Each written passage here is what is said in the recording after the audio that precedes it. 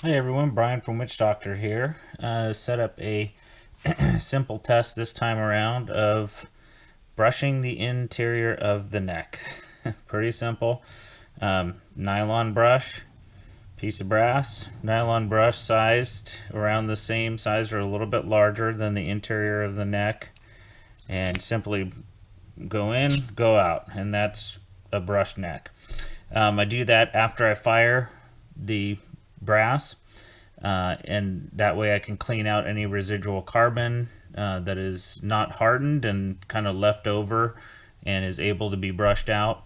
And I do that prior to annealing. That way, when it goes in there, it has at least the cleanest I can make it in terms of the interior of the neck, while not completely removing the interior hardened carbon in there. I want to leave that in. That provides a little lubricity to the bullet. So, and when it seats. Anyway, so the question is what's the best method? Is it brushing once before annealing and then that's it, or is it brushing before annealing, and then brushing after annealing? So pretty simple question, but we have some data to try to answer that question.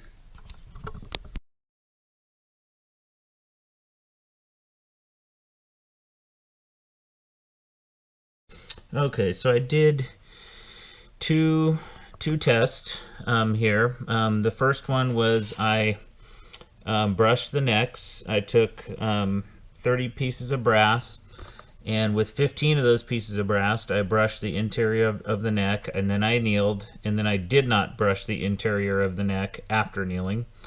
With the other 15, I brushed the interior of the neck, annealed, and then brushed the interior of the neck after annealing.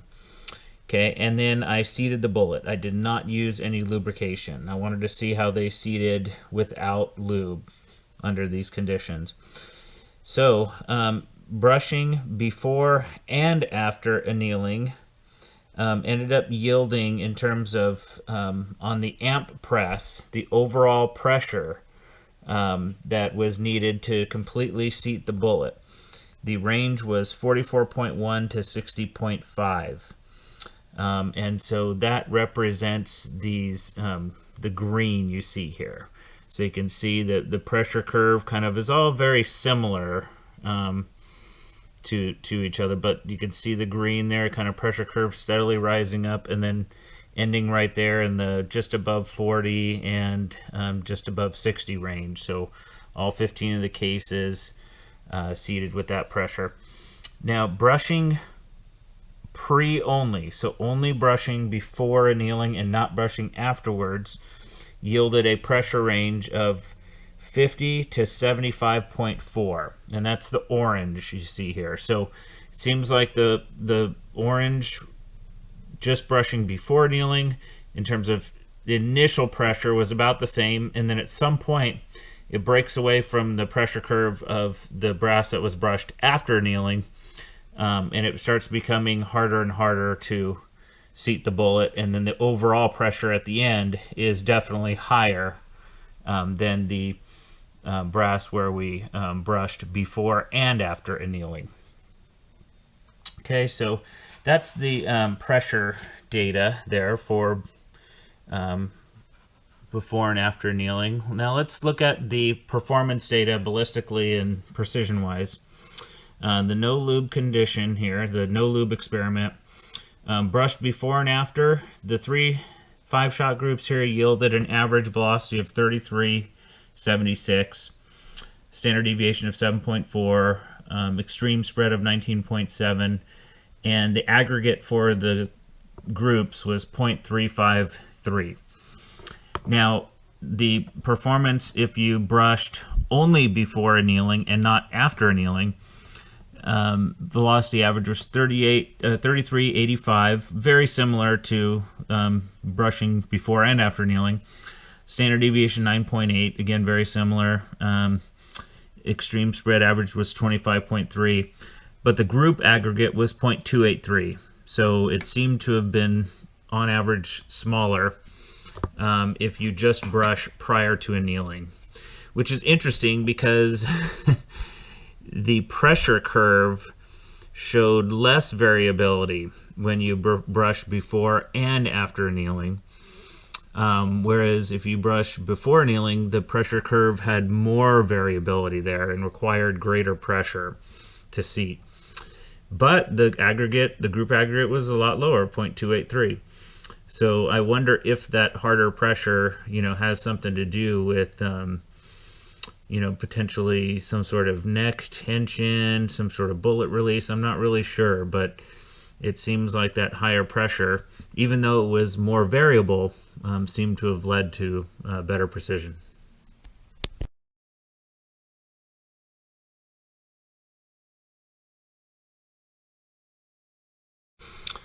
Now let's look at the results of the second test, the pressure results there. So the second test, I did the same thing. I took 30 pieces of brass, did the same thing, brushed before annealing, annealed, and then with 15 pieces, I didn't brush after annealing. With another 15, I did brush after annealing. But this time I used the Lube 2, the liquid graphite lube, on the internal case necks and lubricated all of them to see if maybe lubrication sort of standardizes all of this and makes makes everything nice and smooth. Well, it turns out it does. So the purple and blue curves here are all 30 of those rounds, where 15 were brushed before and after annealing, and then 15 were brushed only before annealing. And then added the lubricant, gave it a few minutes to dry, of course. Added lubricant to the inside of the case neck and to the bullet, which I found is overall better. So yeah, the curve is about the same for both of those conditions. So the blue and the purple, you can see the pressure curve was about the same, and it yielded pretty low overall pressure. It looks like for the most part under 40, somewhere in between 30 and 40. And a lot less variability than you can see with not using lube. And you can see that it is, in terms of magnitude of pressure, the lubricated cases required a lot lower pressure than the non-lubricated ones. Okay, now let's look at ballistics and precision. So brushed before and after annealing, we had a velocity of 3372. Before annealing, 3374. So just about the same.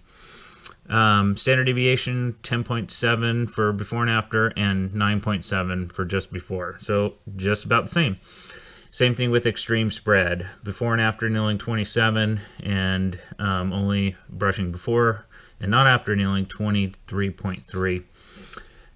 Here's where it gets interesting. Precision-wise, brushing before and after annealing, even with the lubricated case, yielded a 0.226 aggregate, whereas the brushing before annealing and not after and lubricating yielded a 0.164. So definitely looks like overall, brushing before annealing and lubricating the inside of the case yields the best results. Let's just take a quick look at the actual groups themselves too, just so you can see. This top row is scrubbed before and after annealing. Real small one there, just above 0.1. And then you can see the next two get a little larger.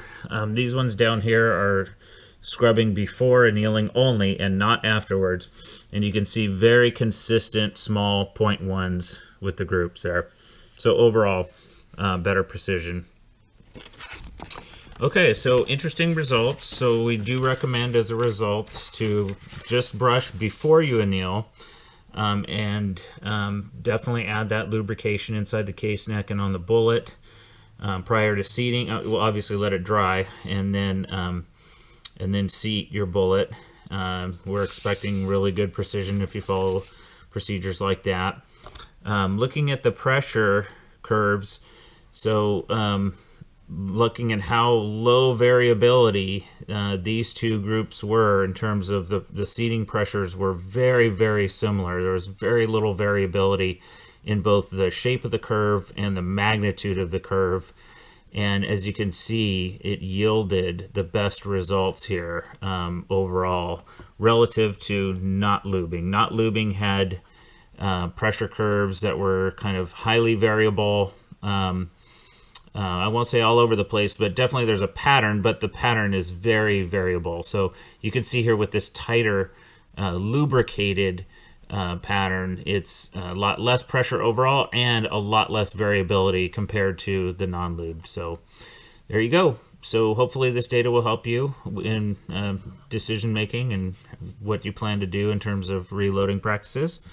Thanks for tuning in. Please subscribe, like, and share.